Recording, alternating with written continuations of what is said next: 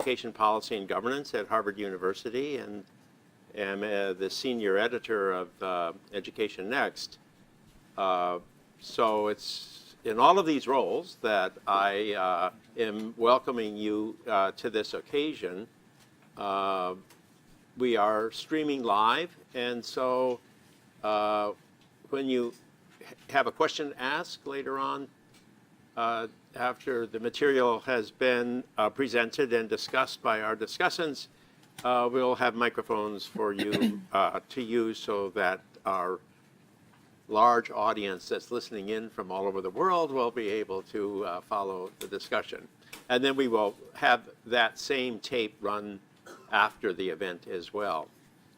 So it's my pleasure now to introduce Martin West, who is the editor-in-chief at Education Next, and is the person who really brought together the Education Next poll that for the first time explored the relationships that parents have with their schools with a nationally representative sample in which charter parents are included. There have been studies in the past that have looked at public school parents' opinions about schools and private school parents, their opinions about schools, but this is the first study that has all three sectors, charter, private, and district-run public schools, all together in one survey. So we will have a second survey that we'll talk about a little bit later, but right now we're going to talk about the Education Next survey, and Marty West, who is an associate professor in the School of Education, the Graduate School of Education at Harvard University, and is the Deputy Director of the Program on Education Policy and Governance at Harvard, and is the Editor-in-Chief of Education Next, as I said before, is going to present the basic results from the Education Next poll. Marty.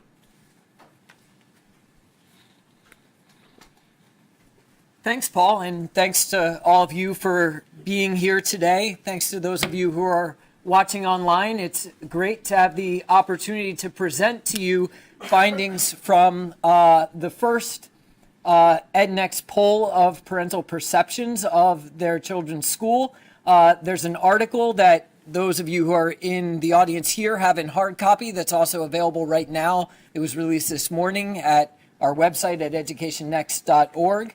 Entitled, What Do Parents Think of Their Children's School?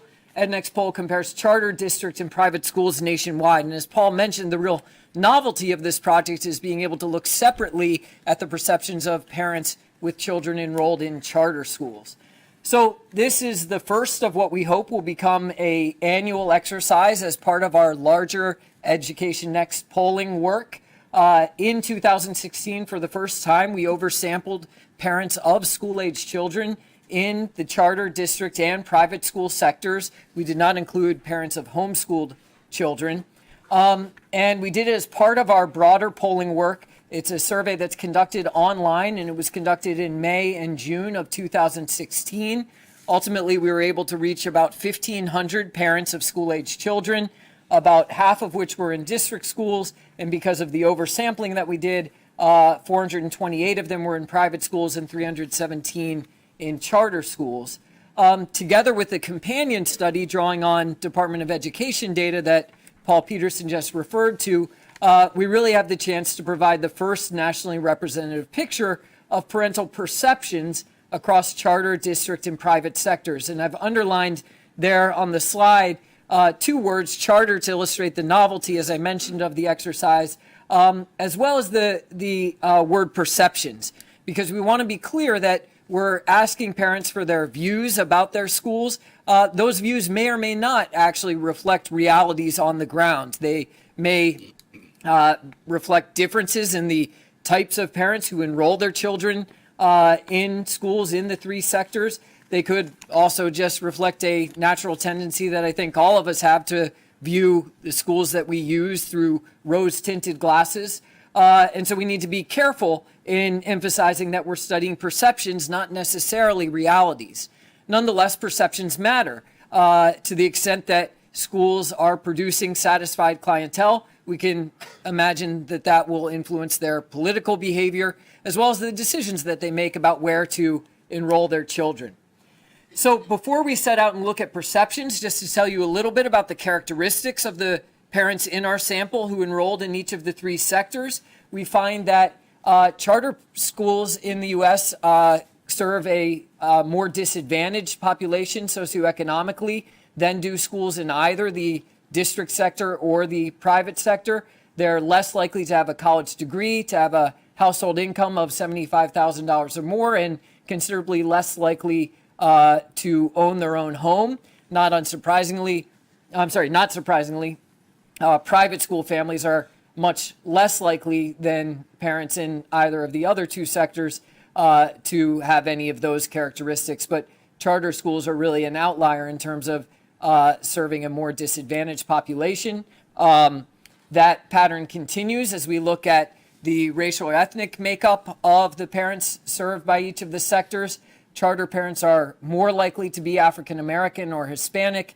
In turn, they're less likely to be white than schools in the other two sectors, than parents in the other, making use of schools in the other two sectors.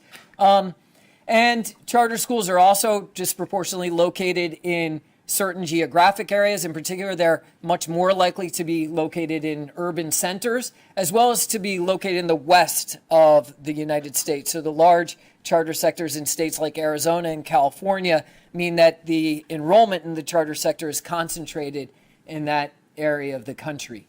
So when we're making comparisons across the sectors, we're comparing parents who have different characteristics, and we need to take that into account when interpreting the results. So what did we ask parents about, turning to their perceptions of their schools? We asked them how satisfied they were with various aspects of the school, 8 different aspects. And we asked this question on a 5-point scale, ranging from very dissatisfied to very satisfied. We asked them the extent to which they perceived a variety of potential problems at their school as being serious on a 3-point scale, ranging from not serious to somewhat or very serious. And then we asked them about the extent of communications between themselves and the school by asking them how frequently they were in communication about a variety of issues.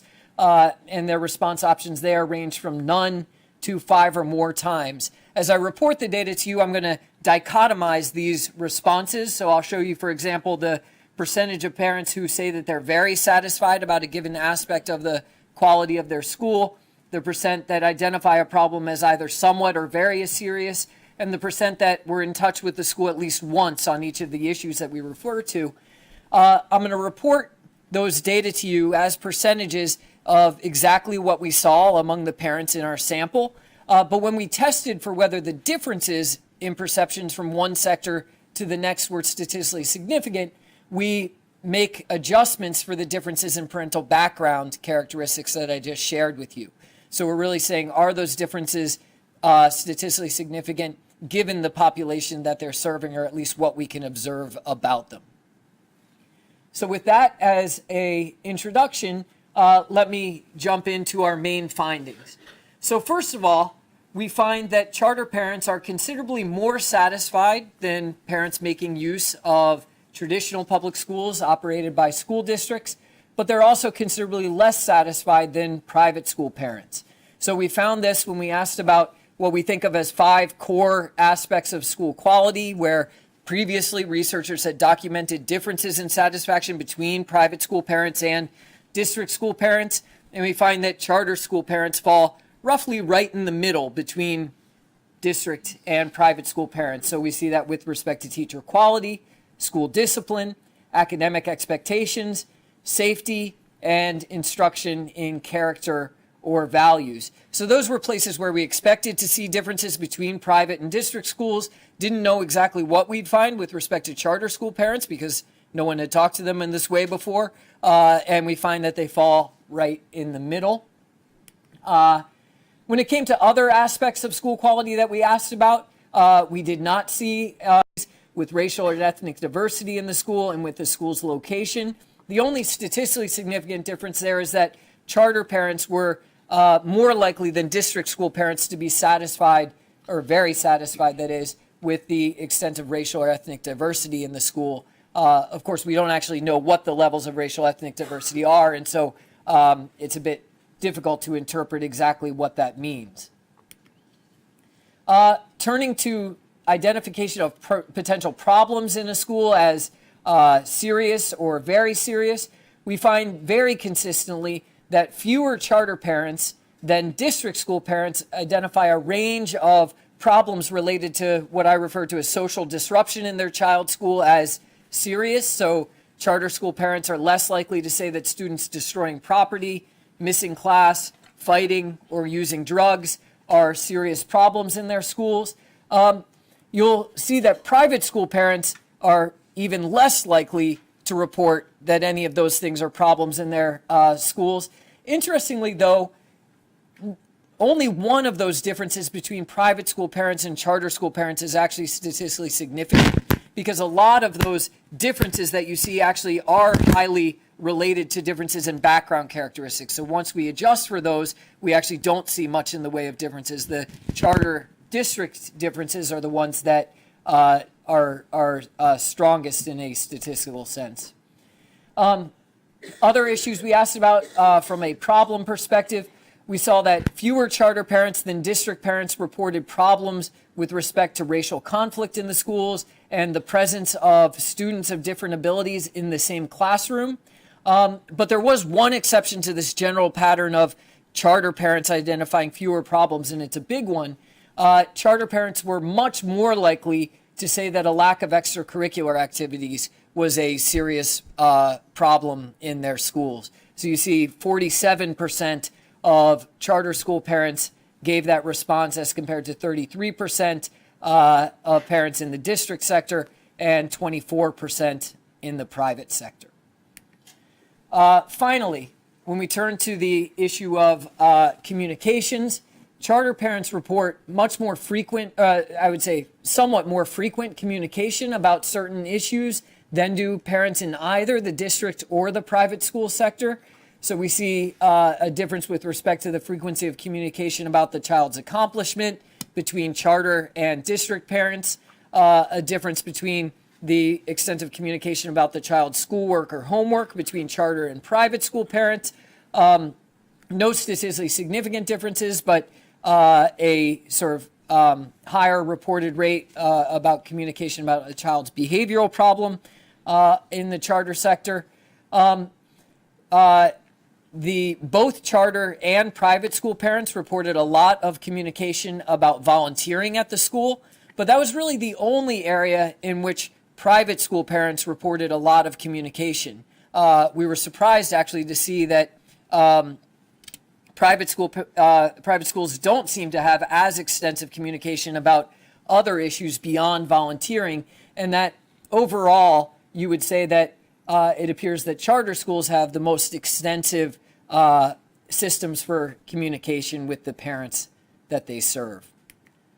So, in summary, we find that charter parents are considerably more satisfied with their schools than district parents, but also less satisfied than parents making use of the private sector.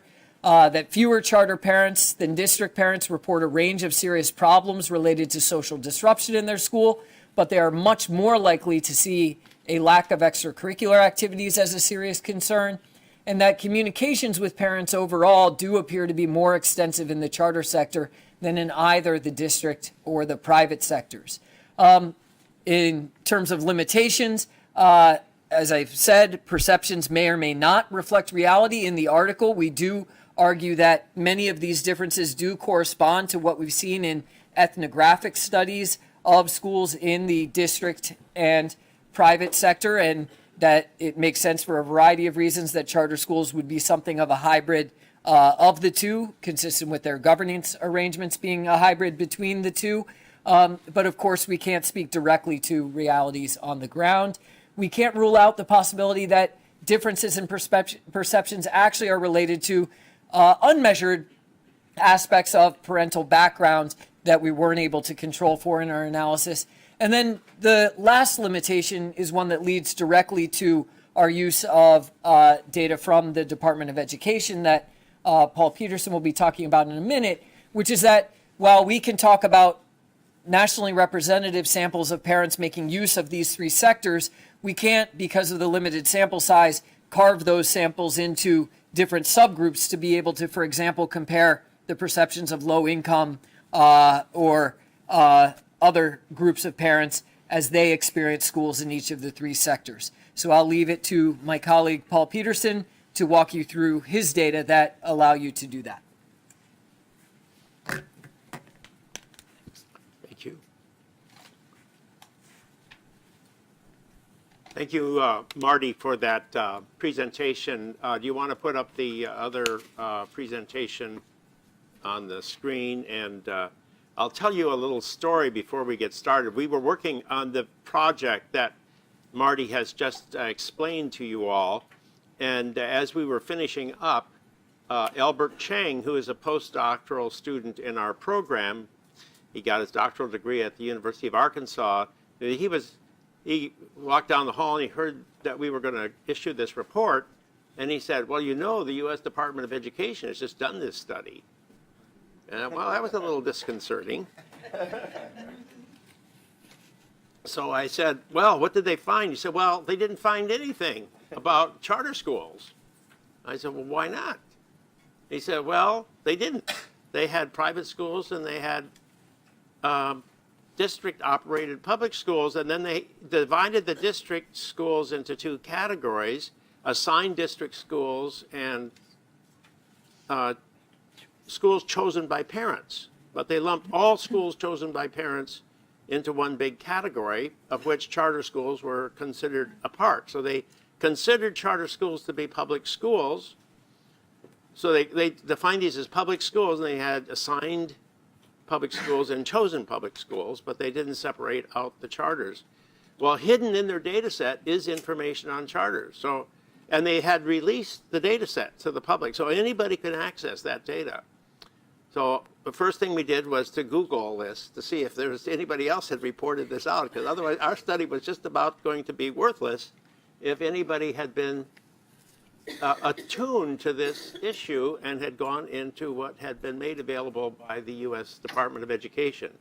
Now, how am I going to get from one slide to the next? Will this do it? Yep. Okay. It's very sensitive.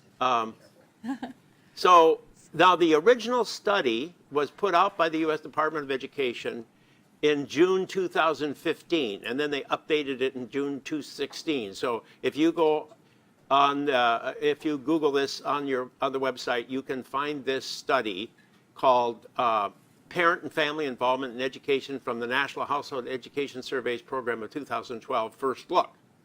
And the authors are people associated with the research firm called the American Institutes for Research. So it's an official U.S. Department of Education report. And they had a lot of money, you know, a lot more money than we did. So they interviewed 17,166 families. So a lot of them are public school families attending traditional public schools, but they have substantial numbers of charter parents and private parents as well. Now, this is what the sector looks like. I mean, in this data set, this is what it looks like. And this is a nationally representative sample of students in the United States. And 75% of them are attending public schools run by districts. And 10% are attending private schools, like the one right near my home in Wellesley, Massachusetts. And 6% are attending, according to this data set, 6% are attending charter schools, such as these charter schools, and 6% are attending magnet schools. So the 6% we get from a different data set. The U.S. Department of Education has another survey, and from that we estimate that 6% of students are attending magnet schools. And you know, based on Checker Finn's work on examination schools, we think, you know, no more than 1% are attending schools like Stuyvesant High School in New York City, where you have to take an examination to get in. So the original study, as I mentioned, reports out results for assigned district schools, chosen public schools, that includes charter schools, and then religious private schools and secular private schools. The distinction between secular and religious private schools in terms of parental satisfaction isn't very minor, so we're passing over that altogether. And then in that study, they just looked at all chosen schools that are chosen public schools. Oh, back up. How do I back up? So our results here are the first to report out the results for charter schools. That's all I'm saying here. Okay, so as Marty did, I'm going to do as well, look at what kinds of people this survey find using charter schools. And you can see, as Marty reported, that the charter school sector is more likely to be disadvantaged, less likely to have a college degree, less likely to have high income than the private sector in the blue bar. So the yellow bar is the shortest of the bars, and the assigned district sector is the next, and the choice district sector is a little more advantaged, as you can see. Now, in terms of urbanization, the charter schools are urban, but so are the choice district schools. Those are the chosen schools that are run by districts, the magnet schools. Think of them as mainly magnet schools. Those are also urban schools. African American, Hispanic charters, again, are more likely to be serving that population. But so is this chosen school run by school districts. So that purple bar, you keep your eye on the differences between the charters and that chosen district school. And now if you just look at the white population, you can see the white population is much more likely to be in your assigned district school than in charter schools or chosen district schools, but more likely to be in the private sector. Okay, so in the West, again, we see this survey picks up that you'll find charter schools in the West, and so are these chosen district schools in the West. Okay, so important to keep in mind, parental satisfaction in this study is measured by a 4-point scale. So I just want to emphasize there are certain differences between the U.S. Department of Education survey and our survey, the EdNext survey. The EdNext survey uses a 5-point scale. This one uses a 4-point scale. The EdNext study is 2016 data. This is 2012 data.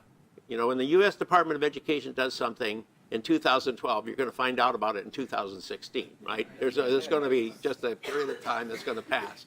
But they do a very thorough job. There's no doubt about it. They're very, very systematic in the way they work with their data. So, so it's a 4-point scale. And so you can't compare the actual percentages. What you want to do in comparing the two studies is to compare the pattern. So is the pattern similar in the two studies? Or if it isn't, we're going to have to say the government got it wrong and we got it right, you know? But basically, the pattern is pretty much the same.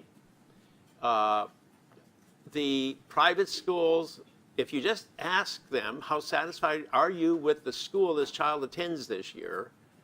And that's what they did in that survey. We never asked that exact question, but they find that parents who send their kids to private school are the most satisfied. Charters are the next satisfied. The chosen district schools are pretty similar to the charters, and then the least satisfied is the assigned district schools. Academic standards at the school, it's the same. Child's teachers, it's the same. All these patterns are very similar. School discipline is the same, very similar patterns. And school staff relations with parents is something sort of like communications. How satisfied are you with the way the school staff interacts with parents? Here we find the way this question was asked, we get the same pattern of responses as with the other questions. And then we were able to look at subgroups. Because of the 17,000 observations, it was possible to break it out. And we find that high-income and low-income parents respond in much the same way. In both cases, if they go to a private school, they're the most satisfied, charters next, chosen public schools next, assigned district schools the least. So there's really not a lot of difference by income. So I think that's probably, I'd put that up there as number 2, the most interesting finding in the study. Elementary and high school charter. So you find that it's true for whether, I thought you'd see a bigger difference between the charters and the public schools at the high school level and at the elementary level. And there's not a lot of evidence to support that. There's a little bit of evidence to support that, but basically the story has to be more that there isn't a lot of difference.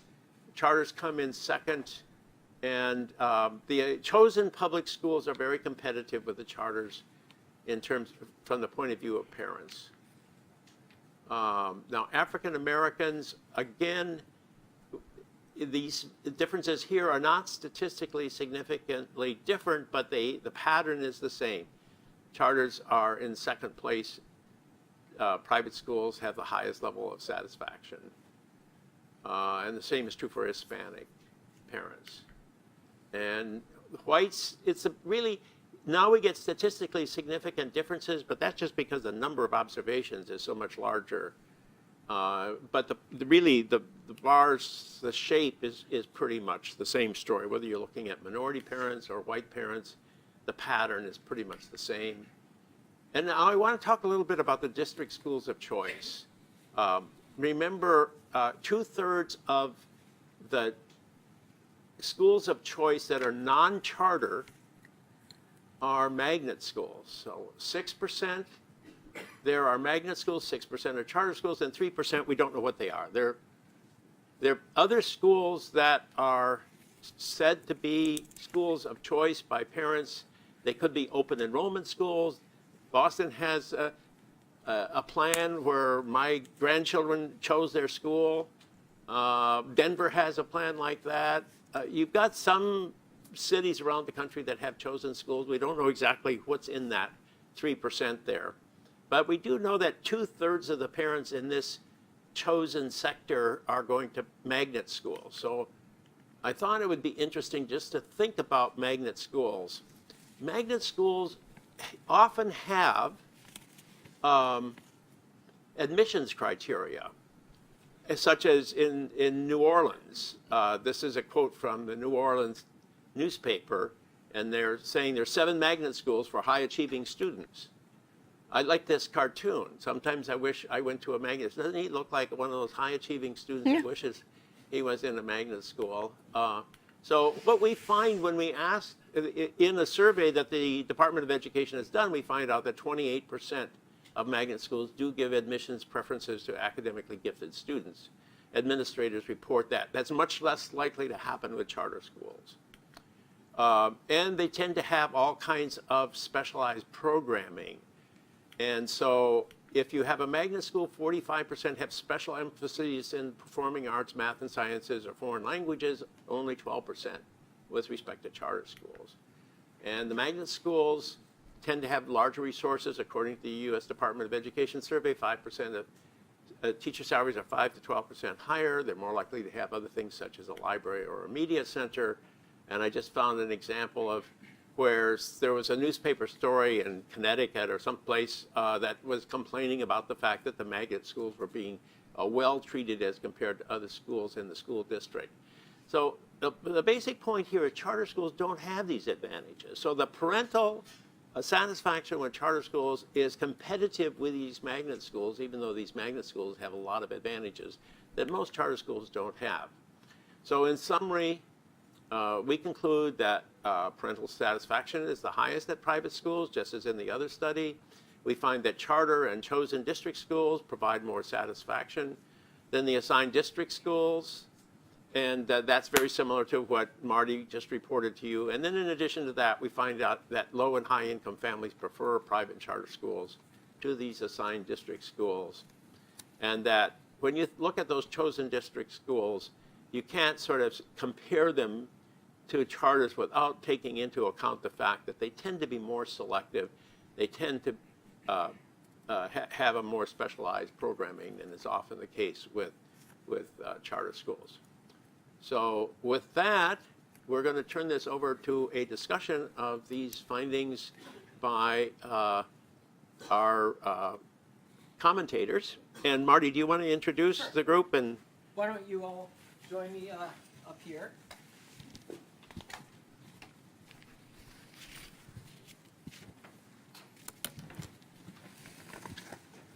So we've invited a all-star panel to respond to these findings and engage in a bit of discussion, and they fortunately accepted our invitation. So I get the chance to introduce them now. I'll be very brief because you have more extended biographies in the packets you received coming in. But Nina Reese is the President and Chief Executive Officer of the National Alliance for Public Charter Schools. She's also held positions in the U.S. Department of Education and in the Vice President's office.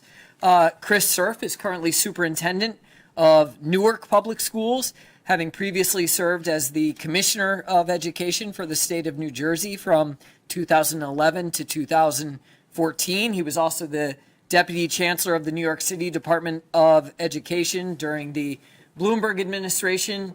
And at one point, I also think he clerked on the Supreme Court. So he must have gotten a law degree somewhere along the way.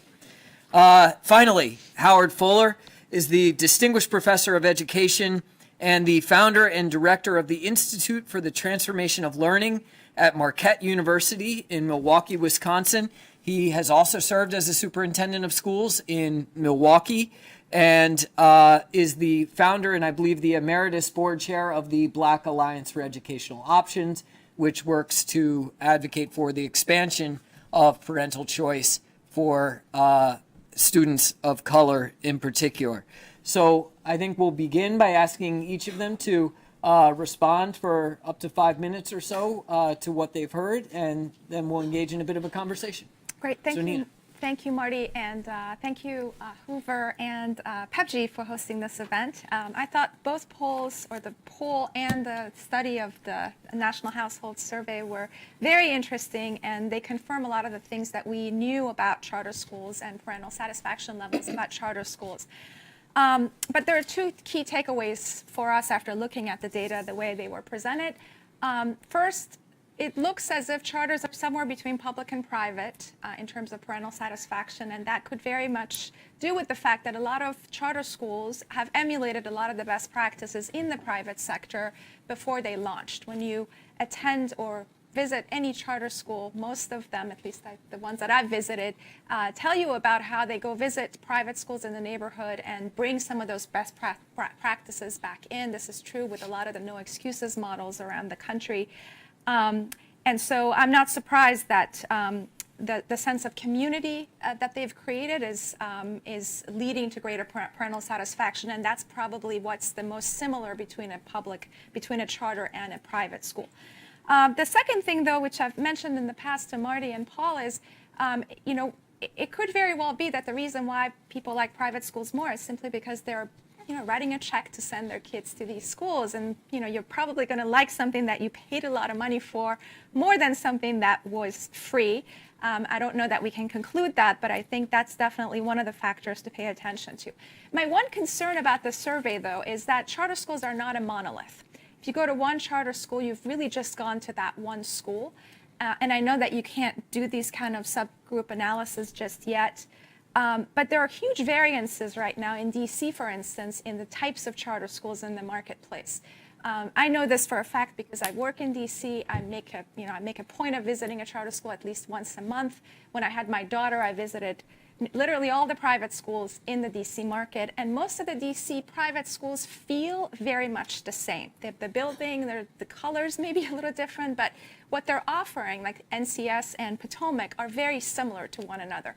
But when you go to a lot of charter schools, you have great variances between what they're offering, the types of settings and pedagogies that they bring to bear. So I wonder if one potential future study couldn't look at some of these variances a little bit. So could you, for instance, look at Success Academy, which all of you are familiar with, and Basis in Arizona? These are schools that have high brand name IDs, they have long wait lists, and you could potentially argue that they're drawing families from private schools, and see if the satisfaction levels in these schools are higher than in the private space.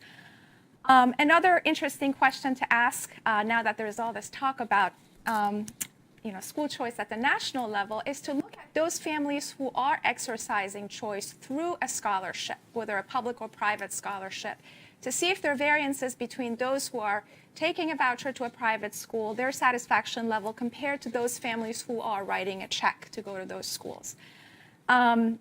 And lastly, I would also wonder, to the extent there is talk about putting money in a child's backpack and make it transparent and portable, if the fact that parents are in fact looking at the price tag and making a choice and a decision based on the amount of money that's following the child to a school could have an impact on their level of satisfaction and empowerment level when they are making that choice. I don't know what the answers to those questions are, but they're questions that I hope you will ask or study in the future. Personally, looking at the private school market, it's only about 10% of the market. It hasn't really grown over the years. It could very well be that you can't compete with a public offering when it's so prevalent. You haven't seen, in my opinion, a huge innovations coming out of the private school market. I don't know why that is. It could be that entrepreneurs are not attracted to that market. You don't see a lot of for-profit engagement right now in the private school market.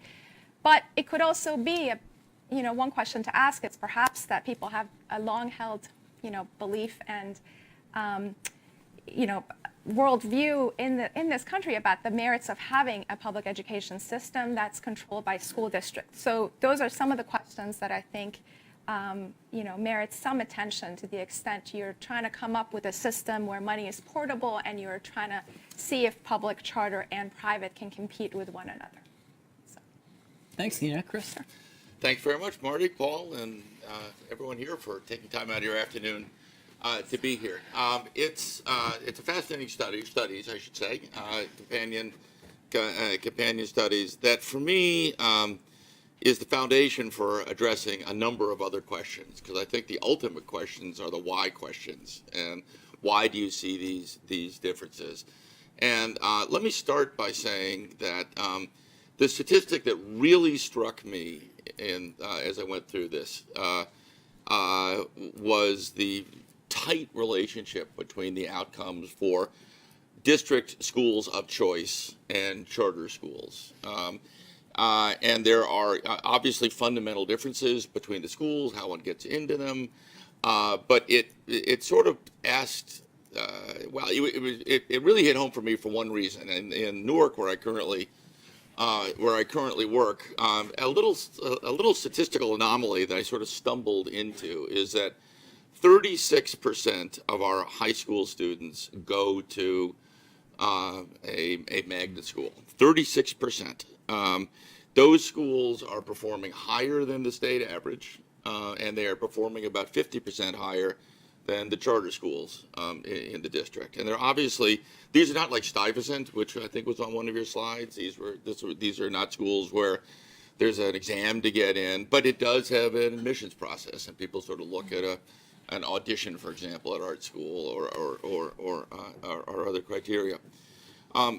So I wonder whether it is the characteristic of being a public charter school that leads to the sort of better position on these graphs, or whether it's the characteristic of choice, that when people make a conscious choice and choose, whether it is for a charter school or whether it is for a magnet school or whether it is for another choice option, whether that partly explains the larger tendency to be satisfied with what you get, because after all, you sort of own it to a degree. And I don't know that your study enables us to get an answer to that to that question. But you hypothesize that for private schools, well, if you actually write a check, there's a sense of ownership. It may be that there's a sort of correlate in just the very idea of choice tending to bias people in the direction of being satisfied. So that's one question that I thought was interesting. And then the other question, I know this is something that Howard has spent a lot of time sparring and talking about and thinking about, is the question of selection bias, right? It's extremely hard in this business, in this world, to try to figure out, right, whether, you know, the differences you see in schools are attributable to different characteristics of people who are exercising choice. I have actually sort of emerged from all of this going, I think we can overthink that problem, and I'm not sure how much we should care about that, but being very, very cautious about drawing comparisons. Charter schools are X% better, or the bad guys say worse, or charter schools are X% worse, or maggots are better. I just think they're very, very fundamental differences. But one thing I am absolutely persuaded of, by the way, in Newark, there is universal choice. It's actually more than in Denver, which every single child every year has the opportunity to seek to go to a new school. Not just high schools, not just the children in transition grades or going into kindergarten or going into our high schools begin in the 9th grade, but every child has the theoretical possibility. Not all of those choices are honored because there's a disequilibrium between supply and demand in a lot of schools, but it is a very disciplined process with sort of neutral rules of decision to decide what to do when you need to break a tie in demand.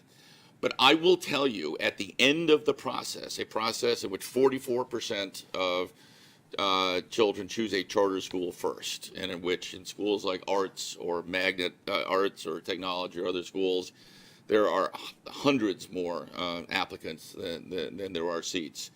At the end of the day, in certain neighborhoods and in large, comprehensive high schools, there is just no question, as a matter of statistics, that the children who did not exercise choice or did not have choice honored by the formula and end up present a deeper set of educational challenges. There's just no question about that from the statistics as measured by poverty, and is measured, frankly, by much softer measures than the dollars earned per household per year. There are other sort of indicia, I think more sophisticated people have been able to break down as indicators of the sort of challenges kids sometimes bring to schools. So when you see some of these differences, right, between assigned schools and chosen schools and charter schools, I think we really have to understand more deeply the characteristics of the students themselves and the families, and whether the families who ended up in schools that by objective factors are underperforming academically, for example, whether it's because choice was more of a sort of theoretical thing that guys like the people in this room talk about than actually something based on rational decision making. Now, when I say that, I have to say that one of the greatest forms of bigotry out there is the assumption that children in poverty, parents of children in poverty, are somehow not equally entitled to make choices or equally adept at making choices. But I think there's a pretty substantial emerging body of research that not all people are using information in an equivalent way to make choices. So I'll just end it with there. Thank you. Chris. Yeah, I also want to, thank you for inviting me.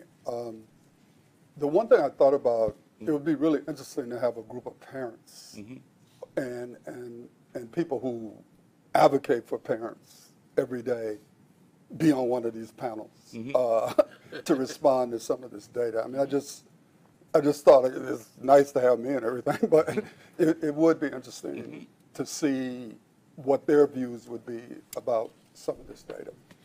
But having said that, one of my first thoughts was that there are private schools and then there are private schools.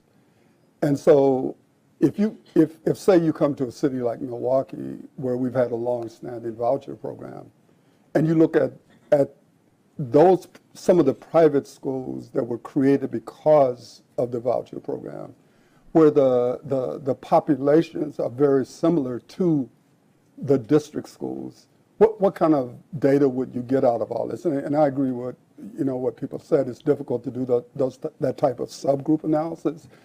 But it just seems to me that unless we start doing something like that, when we start making comparisons between private schools, charter schools, and district schools or district assigned schools, we're not going to get some of the information I would like to see, because I think that some of the private schools in Milwaukee, including some of the Catholic schools or Lutheran schools, their population is more similar to MPS. It's when you start getting at the university schools and these type of private schools that you see some of these, I wouldn't say extreme variations, but these larger variations. I would like to know what would it look like for private schools that have a similar population, whether or not you'd see some of these differences. A second thing that I always am interested in is what do these studies mean? I mean, because we're in a country where facts are almost irrelevant. In fact, it probably hurts you to have facts. You'd be better to make up some stuff. So it's trying to figure out how do we use this type of data to actually help the families that we're concerned about, and who's going to listen. Because the one thing that we can all be assured of is no matter what studies come out, a group of people are going to be paid on the other side to refute it. So, so at the end of the day, it's to me, how do we take data like this and actually try to use it to help the families that we're concerned about? There was a statement made in not Paul's document, but the other one that said, what parents think of their children's schools therefore has important implications for the future of the charter school movement. I want that to be true, but I'm not sure it is, because I know for a fact that not all parents in this country have the same level of power. And with all due respect to everybody who talks about poor parents, the reality is that for a lot of elected officials, poor parents' views don't matter. And so, I'm always trying to, again, figure out how this type of information will impact decision makers on issues like the charter movement or parent choice more broadly. I think two other things sort of struck me. One was the analysis that said that more black students are in district schools of choice than there are in assigned district schools. That to me was interesting, because I didn't think I thought it would be the opposite. And so then I started thinking, is this really a factor of the use of these district choice schools for integration purposes? And so we still have these policies that are left over from that period. But it still struck me because for the most part, those magnet schools for integration purposes were used to try to keep middle class people in school districts, in public schools, rather than them leaving public schools. So I don't know. I would just be interested in looking at that data a little bit more carefully. The last thing that struck me was that that black parents had a, how do I want to put it, had a more negative view of their schools than any other race. And so what I started thinking about is because I just got through reading Evicted. And so I'm thinking that what this may reflect is that schools are just another institution that people have negative consequences with, right? So is it a reflection not just of schools, but all of the other institutions that people interact with, and end up having, I'm going to say negative experience, not totally, but some negative experiences. So as a person who's the chair of the board of a charter school, for example, I'm looking at evicted, and then I'm thinking about expulsions, and I'm saying to myself, for poor parents, is this just another thing? We get evicted, we get expelled, we get arrested. So the question is the perception of schools caught in that broader perception of the institutions that people interact with in our society? Paul, what did you hear that you want to respond to? Well, there are lots of good points that were made. Howard made a very interesting point about magnet schools that I think is consistent with the material that we presented, which is that on the one hand, magnet schools have a more middle class composition than charter schools. At the same time, they have a more minority composition than charter schools, or equally. I've forgotten exactly. I can't remember all my findings, right? They're very similar. So, and it sort of suggests that the integration that was to occur in urban schools through the creation of magnet schools was an integration of middle-class blacks and middle-class whites. And that was to keep whites in the city, and it was to give the middle-class black population a chance to have a better education than if they were to go to school in their neighborhoods. So that I think is and it's still there. I mean, that hasn't gone away. That's part of the legacy of the magnet schools. And the charter school movement seems to me a little different. I don't see the same thing. The charter schools are basically urban institutions, not exclusively, but they are reaching out to the minority population decisively. So the magnet school movement in America had one purpose, which was to promote integration of the middle class. And the charter school movement is much more egalitarian, I think.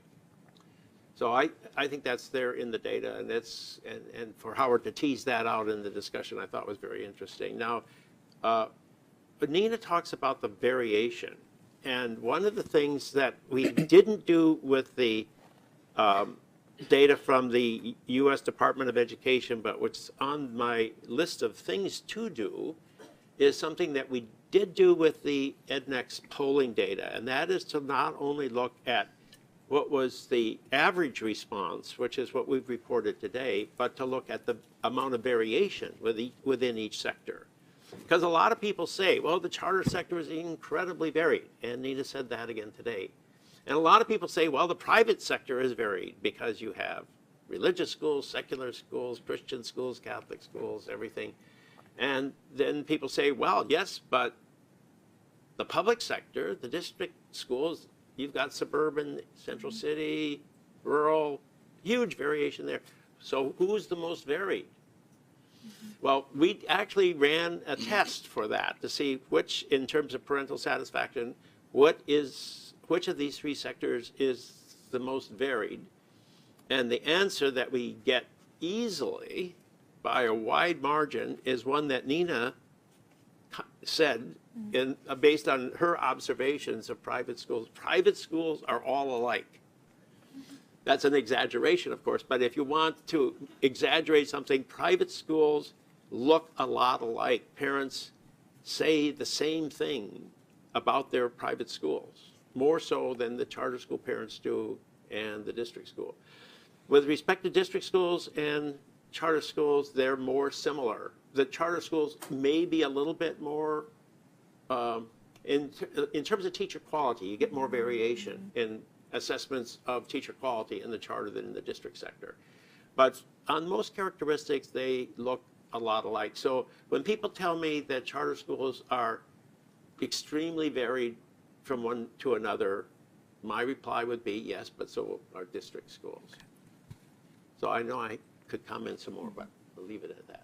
Yeah. Well, I want to ask Nina about something you didn't mention, which was the one sort of finding that might give pause to a charter school advocate, which was that parents seem to be much more concerned about a lack of extracurricular activities in the charter sector. What do you think explains that, and what do you make of it? Is it a concern? My honest answer is I actually wasn't too concerned about it because Yeah. I think the focus on extracurricular activities detracts from academics. But there is also perhaps a correlation between the satisfaction levels between elementary, middle, and high school levels. So it looks like parents in charter schools in the elementary grades are more satisfied with charters than they are in middle and high school. And the extracurriculars probably come to play a lot more at the high school level. But another reason to be vigilant about more funding for charter schools, perhaps, is what Marty just mentioned. I mean, we only get on average about 70 cents of every dollar that follows students to traditional public schools. And many of our high-performing networks have to rely on philanthropy to be able to supplement what's offered in school to expand the school day and offer the extracurriculars that other public schools can give their children access to. And lack of access to facilities is actually a big piece of this. And a lot of our charter schools in DC, if they are operating out of a church basement, they don't have a field for sports. And so those factors definitely give you an impression on what a school can offer and whether it's a holistic enough environment for a child to thrive in. So I would bring it back to the necessity of equal funding and facilities funding for charter schools. I think even beyond that, one of the things we have to keep in mind whenever we're studying the charter sector, at least for the foreseeable future, is just how new many of the schools that we're asking about are. So, given the rapid growth, which is one of the reasons that makes the charter sector so interesting, at any point in time now, a big chunk of parents in this case will be responding about a school in its first 2, 3, several years of operation. And to the extent that extracurriculars are something that build up over time, that may help to explain the difference as well. Yeah, but I want to say something about that because like we have that issue at the school that I am on the board of, and what I would say is that the networks and the CMOs that everybody knows about, that's what everybody talks about, but think about the number of single-site charter schools there are that don't have, as Nina said, the kind of buildings, and they don't have the level of resources. So that extracurricular issue is a big issue. Having, played ball in school, I know the importance of extracurriculars, particularly at the high school level, when you can offer a full range of sports and all of these other things. And they can be a major supplement to your academic program. But it's also a key issue for attracting kids. And so when I saw that was an issue that worried me because I thought more about single-site schools than I did the CMOs and the larger networks. So I want to pick up on, Howard, your point about going back to the theme of variation, two different types of private schools, the ones that have been, in some cases, formed in response to the presence of a funding stream like a voucher program in Milwaukee, and then those that are just an established part of the marketplace absent government subsidy. I mean, our study, just given the scale of private school choice programs in the state, is going to be dominated by the traditional private school. And so the schools you're talking about are only going to be a small fraction. But there has been some research on schools, or I guess on satisfaction levels in the context of voucher programs. So, Paul, do you want to talk about that a little bit and what we can learn from it? Yeah, well, Howard mentioned that he would like to sort of see a comparison of, okay, how about the parents who use the vouchers to go on, how satisfied are they with that experience as compared to those who didn't have that opportunity?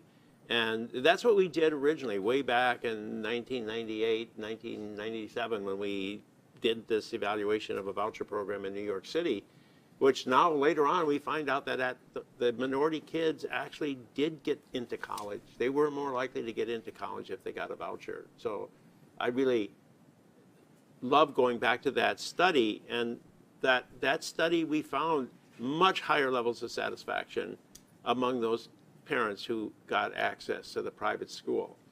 But people criticized our study by saying, well, yeah, but you're just looking at those parents who wanted to leave the public school, and you didn't really study a representative sample of parents across the country. So now we've done both. So my feeling is that we're finding the same thing, even when you do the more specific studies in particular places. And I think Pat Wolf did it in Milwaukee, and he found, too, that there was much more satisfaction with the private schools in Milwaukee than with those that were being run by MPS. Yeah, you know, Paul, I was talking about the broad category of satisfaction, but then when you all broke down the specific elements that went into that, those were the kind of elements that I would just be interested in seeing, and maybe that study's out there, and I haven't seen it. But it, you know, because I remember the study that that you did back in and the criticism that came. And so it's that type of study that I would like to see if you all haven't done, like updated, but with those same elements that you all talked about in the study. I just was going to add that I go back to the concept of satisfaction comes from some kind of ownership. I mean, if you are consigned to the school in your neighborhood and that's just the way it is, as opposed to you have participated in a system and selected whether in the context of a voucher or in the context of a charter school opportunity or in the context of a private school, you Or are a there. housing market, perhaps. That certainly is very much the case. But I would think it is a ordinary human attribute that when you choose something, you feel a sense of investment in its success. Now, I can't prove that because I'm not analyzing the data, but I again am struck by the tightness of the fit between the data on charters and magnets. That strikes me as perhaps the most revealing. And I will also say that my data set right now is Newark, and if very likely it is the case, as Howard suggests, that sometime after, depending on which historian is doing the writing, the rebellion or the riots in 1967, that magnets were a intervention intended to prevent white flight. I don't know that for a fact, but I think that's a very strong hypothesis. But I can tell you, just looking at the demographics of these schools now, that didn't work. That didn't work. And these schools are now, frankly, the biggest difference is not between white and non-white, but between African Americans and Hispanics, whereas 50% of African American students in Newark now attend a charter school, which is a stunning figure. But the percentage of Latinos who go to charter schools is much lower, and they're a much higher percentage of the magnet schools. So I don't have an explanation for that, but that's a phenomenon that exists. Yeah, Mark, I was going to raise one other thing. You know, that in the paper where you talked about Tony Bright's study, you know, of Catholic schools, and then the Powell analysis. Mm-hmm. You know, I just thought it would be interesting as to whether or not both of those stand up today in today's system of schools. Because you hear people talk, for example, about the public school system is the bulwark of democracy because all the races and all the classes are in school together. That to me is an illusion. I mean, because when I look at the schools in my city, it's just crazy to say all the races and classes are together. Mm-hmm. Because the reality is that a lot of the people who got money, black and white, left. And so you go to most of these schools and it's poor kids. So when people start talking all this stuff to me, I'm like, well, show me, where that really exists in the way that you all are talking about it, in large urban areas. And so when I looked at the Bright analysis and the Powell analysis, I thought of that. The other thing that's interesting to me was that in a place like Chicago, you might find in poor black and Latino neighborhoods, you might find a greater support for vouchers or scholarships than you would for charters. because those Catholic schools have been in those communities for years and years and years and years, and have a strong base of support. Whereas in some of those communities, people see charter schools, and I hate to say this either, but as interloper. You know, they're, you know, I mean, that's not true, but I'm just saying that in some places, because of the long-standing relationship that particularly Catholic schools have in some of these neighborhoods, you see a much different kind of reaction to those schools. That's a really helpful observation for me, because one of the things we see in the other aspect of the EdNext poll, which is when we ask about public opinion about various school reform issues, we actually do find, quite consistent with other research, very high levels of support among people of color for private school choice programs, vouchers, scholarship programs, and the like. But we don't see that same sort of higher than other adults pattern of support with respect to charter schools, and that dynamic that you're describing may explain that. It's not that they're opposed to charter schools; a majority does support them, but where they really seem to be most supportive is of private school options, and it might also be related to your point earlier about a general skepticism towards government institutions based on experiences across the board. Yeah, and the amount of disinformation. Like you said, fact. I mean, you know what I'm saying, that people put out there. You know, I mean, like let's be clear. I mean, this is it's not like everybody's sitting here and saying, "Oh, this is all wonderful." Just have really good schools, and I'm going to support them no matter you know where they come from. I mean, that's not the America that I know. So I want to open it up to the room in just a minute, but Paul, I wanted to invite you first to any observations about the reference to the ethnographies that Howard mentioned. Let's open it up. All right. So it was a question. Yes, sir.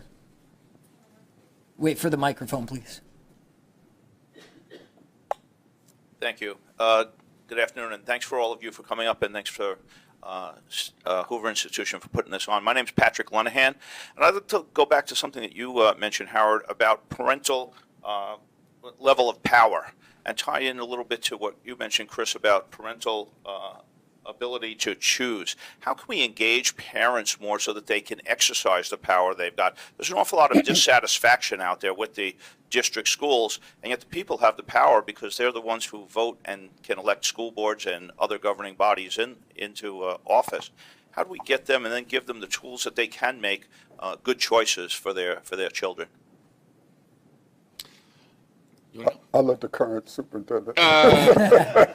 Well, first of all, let me just say this. I mean, you know, a lot of us have a lot of scars on our back, and maybe that breeds a little bit of cynicism. I know that could fairly describe me, but there is absolutely not a consensus in this country about some things you would think there would be a consensus about. And if you, you know, here's what I mean by that. What is the purpose? And I loved Howard's point about, you know, being the melting pot or the, you know, the democracy, instilling democratic values.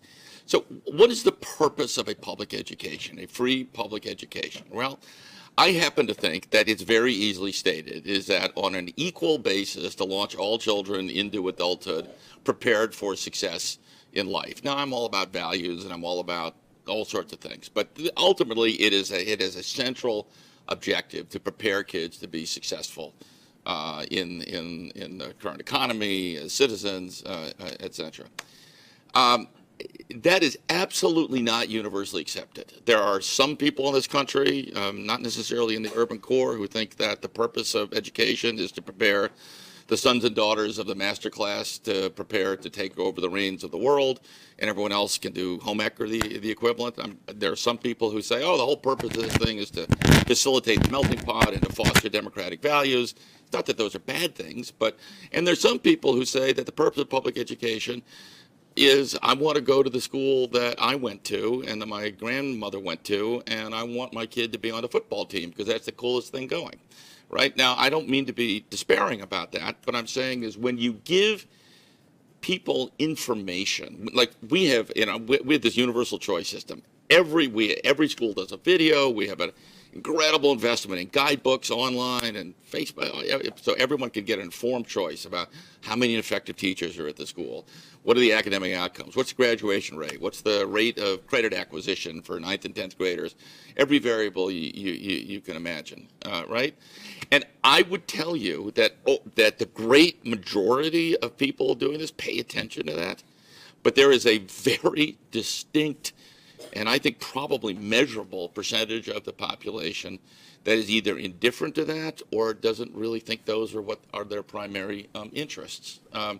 So it's a little bit of a conundrum because obviously everybody doesn't share my central value, and that's just a reality we live with. But I will also tell you, and this is what Dr. Fuller has spent a very successful career doing, is that converting the sentiment in favor of empowering parents into a political force.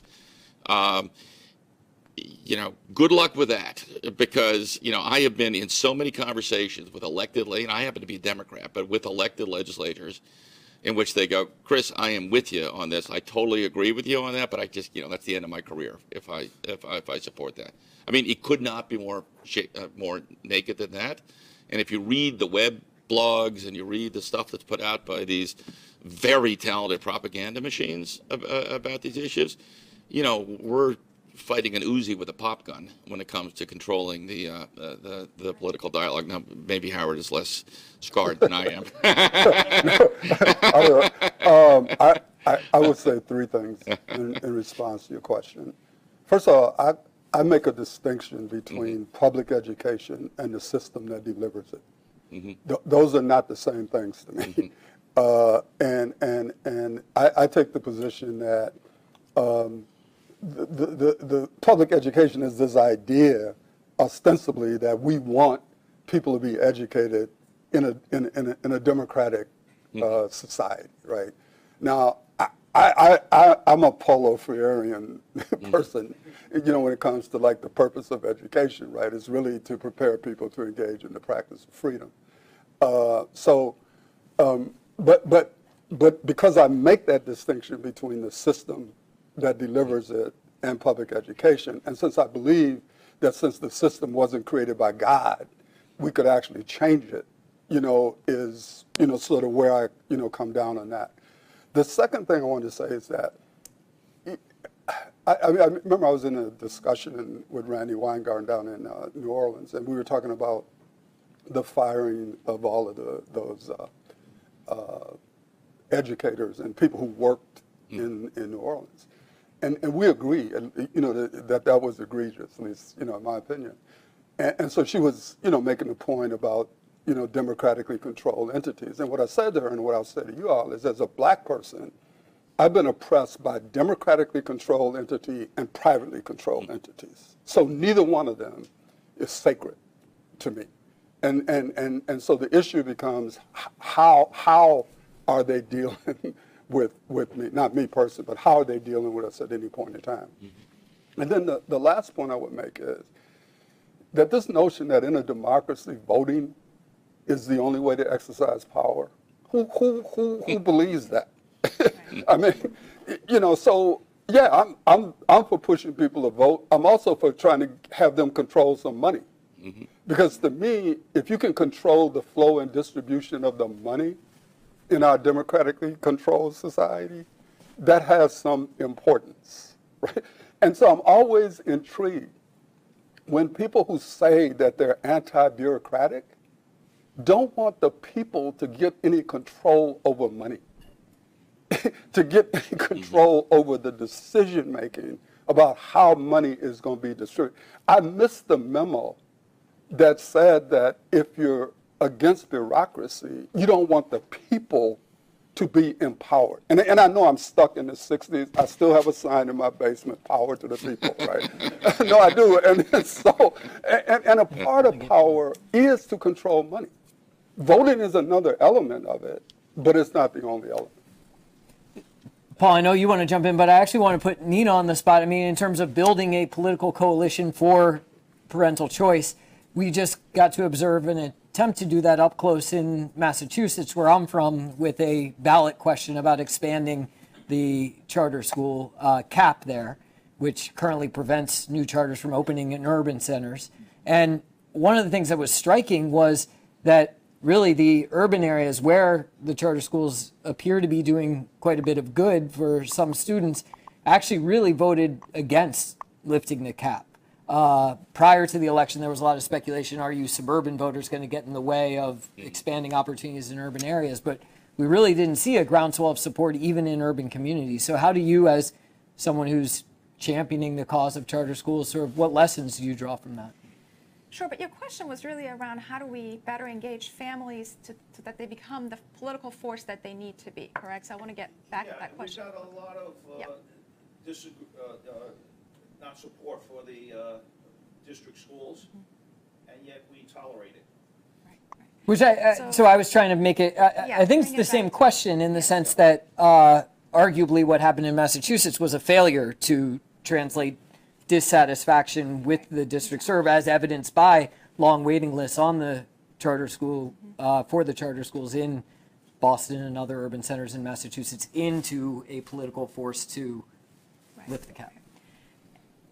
And you probably can answer this question better yourself because you are in Massachusetts, but I would say two things. First of all, in Massachusetts, for instance, I think the failure was really one of not being able to give the suburbanites and others a stake in this initiative. It was solely directed at those who were trying to attend better charter schools in urban areas, and so you were dealing with a very small population of people who were going to be impacted by this. And to a large extent, every time you do a poll about this issue, the minute you start to pit public against private, you turn people away. So that's one way not to do it, perhaps.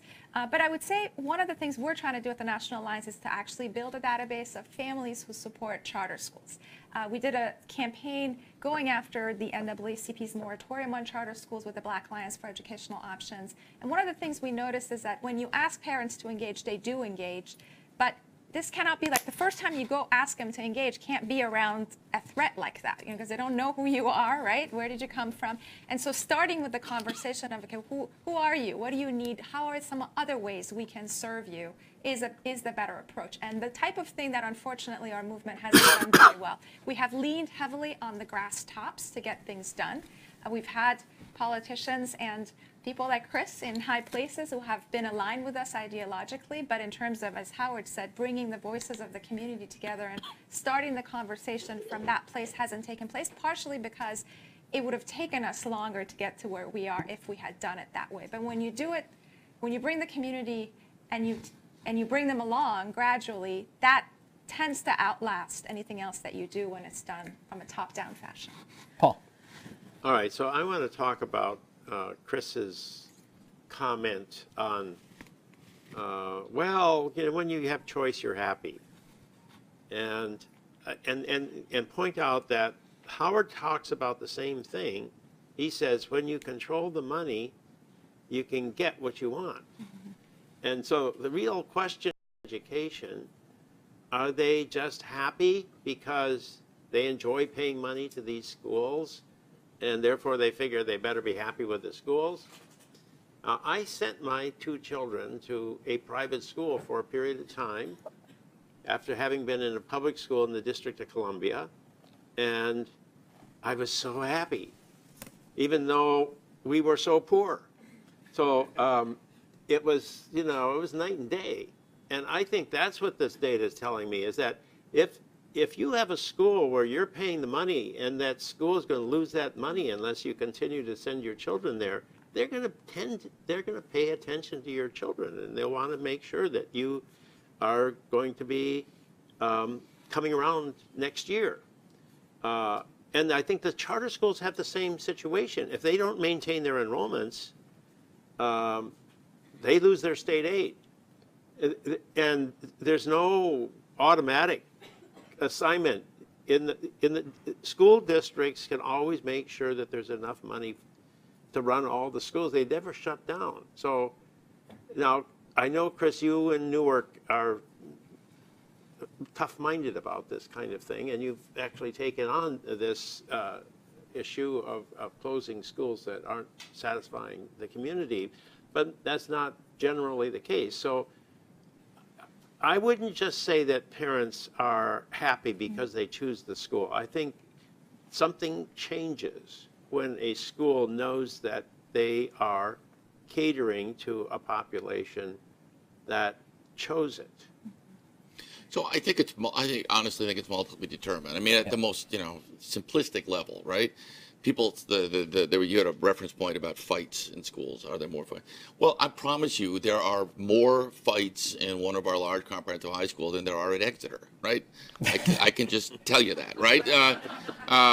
Without doing any deep statistical analysis. So I think that I do think the choice is a variable. I agree with you, Paul. I don't think it's determinative, but I think it is a variable. It is also who are attending these schools. And someone made the point, it may have been Howard, that the biggest exercise of choice in this country is the fact we don't allow inter-district choice, and that people move right to another neighborhood or an adjoining suburb. So I do think that there is something to this idea of ownership, but I certainly agree that it's not all explanatory. No. There's another question back here. Yeah. Is that on? Okay. Thank you all so much.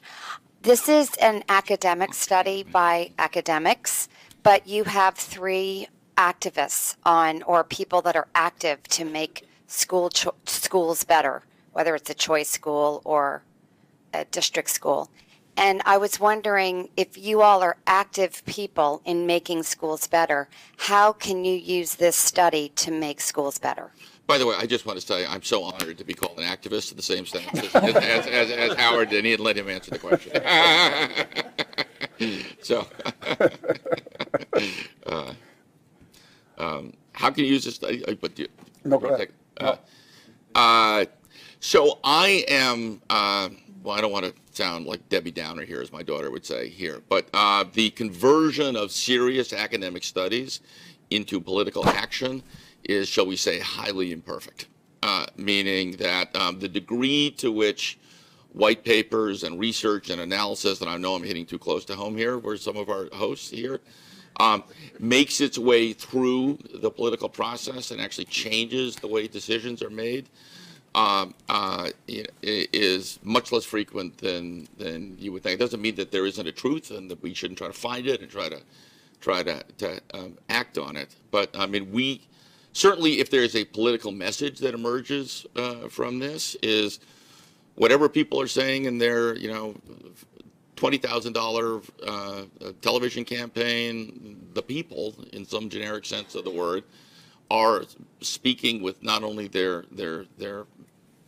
poll, not only in polls, but with their feet, and that there is a value to a sort of central monopoly system of schools that incorporates a variety of accountable choices on an equal basis. I think that is exactly what the national polling data, Massachusetts aside, is generally says in these things.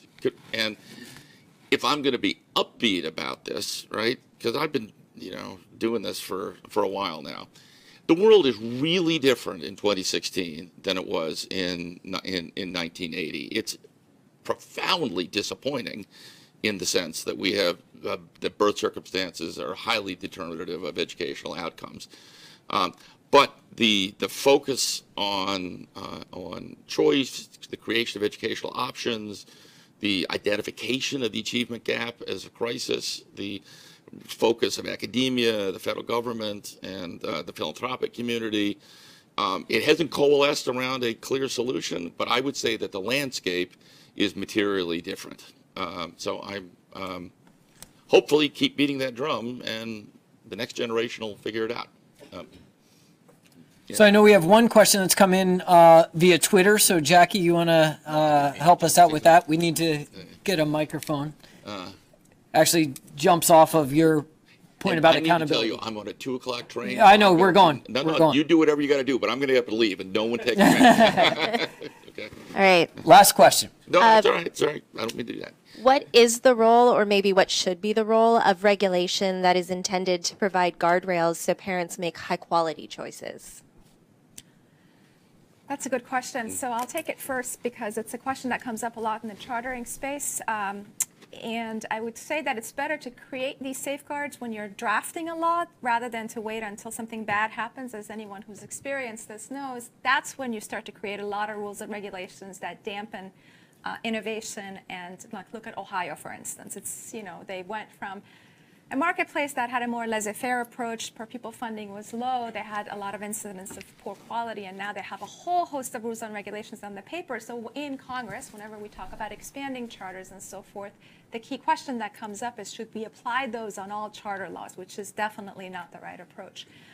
So I personally think parents are actually good decision makers, and that when given a lot of options, they will make better choices. When you look at Arizona, for instance, over time, the market has weeded out the bad apples. Those schools that are not attracting a lot of families have had to close, even though each charter is a 15-year charter. So over time, it has made a lot of adjustments to meet the demands of the market. But that's because you have a lot of options to pick and choose from. In those places where you don't have those options, you could very well end up in a setting where you're making a choice, but that choice may not necessarily be better academically. But we have a model law, so if you're interested in more information, I would tweet back at that person. Look at our model law. So. Howard, you had mentioned this as being an area you've changed your thinking over time. Yeah, and I did want to respond to, I'll talk to you about the get better schools part. Yeah, so when we started out in 1989 is when the first voucher bill was passed in Milwaukee. To be honest, there was a lot more focus on choice than there was on quality.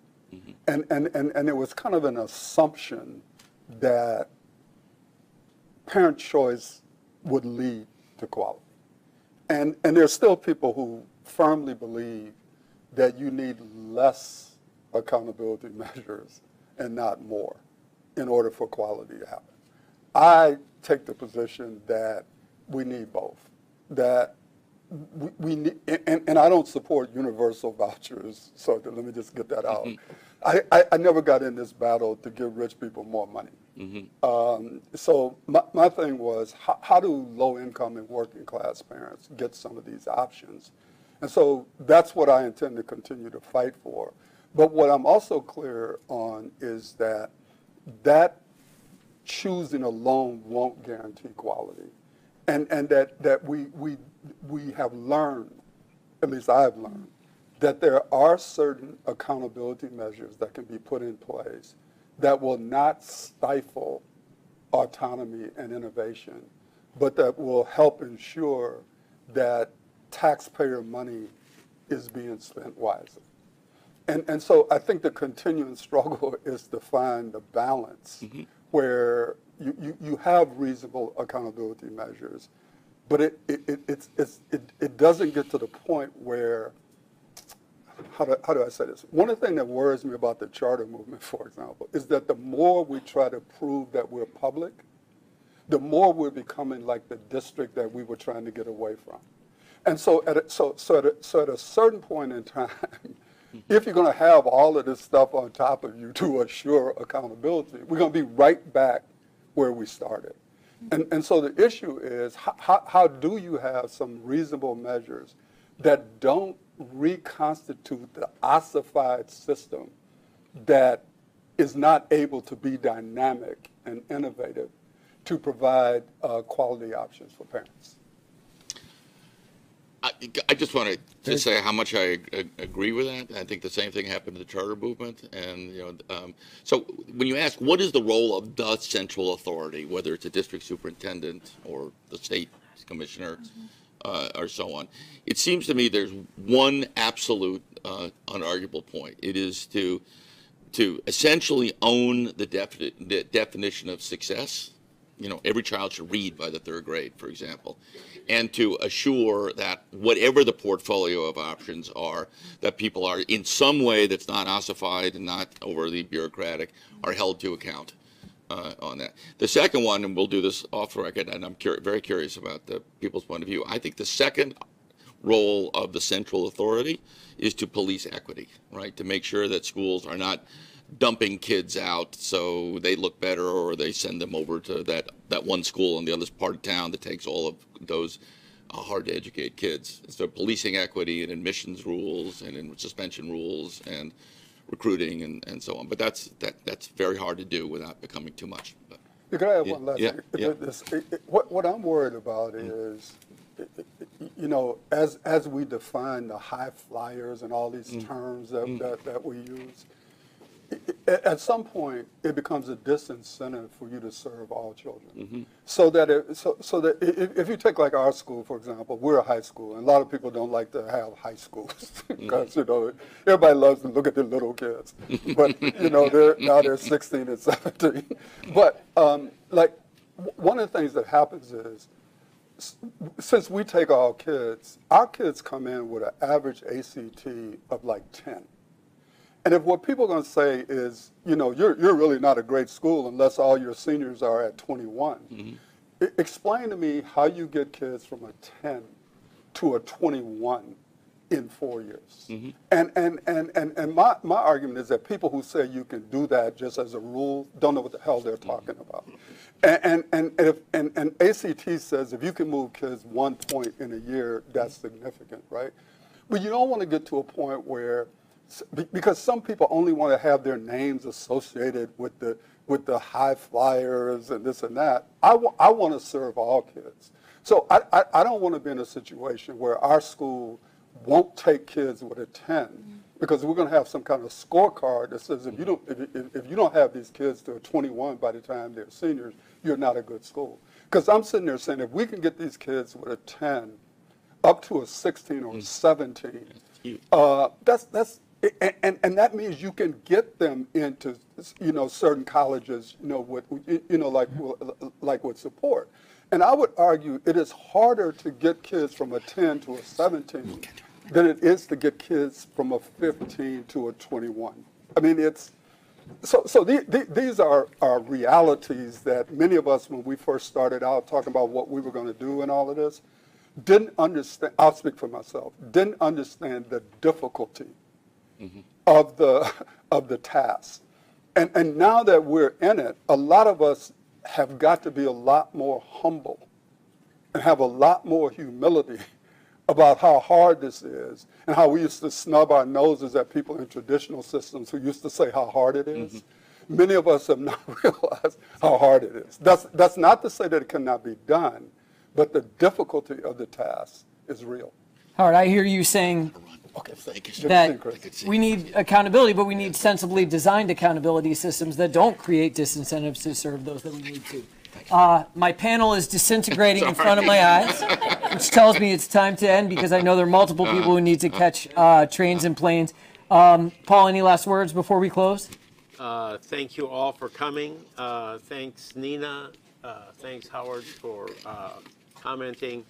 I found that one question from the audience very challenging. What does this academic work have to do with reality? The answer I have is it's really important to know what parents think. And we haven't really had that kind of information about charter schools. What are parents saying about the charter schools? And if the charter school movement is going to expand, they've got to be satisfying parents, and they can improve, but it's good to know what they think today. Right. All right, please join me in thanking everyone.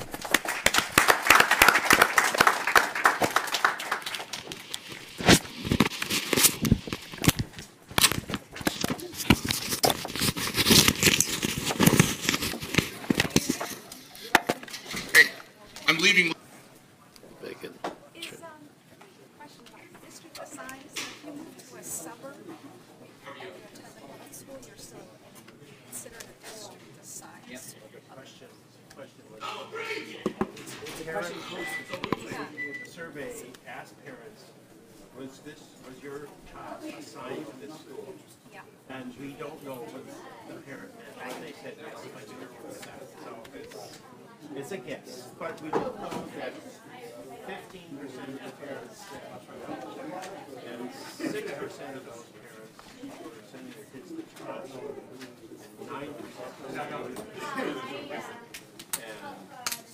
I'm assuming that most of them are going to make it, because 9% are not assigned to school. But other schools.